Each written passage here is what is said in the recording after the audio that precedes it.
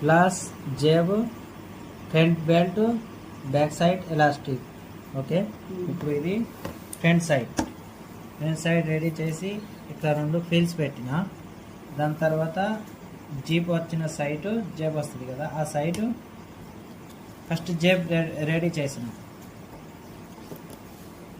జేబ్ ready చేసిన తర్వాత jeep వేసిన. ఓకే, ఇది జేబ్, ఇది జిప్. ఇంకొక సైడ్ జాయింట్ చేయలేదు. దాని తర్వాత ఇది బెల్ట్కి పేస్టింగ్. బెల్ట్ పేస్టింగ్ వేరే ఉంటుంది. పాయింట్ కి అది తీసుకొని 4 ఇంచెస్ క్లాత్ మీద 1 సైడ్ దీన్ని స్టిచ్ చేయాలన్నమాట. ఈ బెల్ట్ని ఐరన్ చేసి ఫోల్డ్ చేసేసి ఇప్పుడు ఫోల్డ్ చేసుకోవాలి.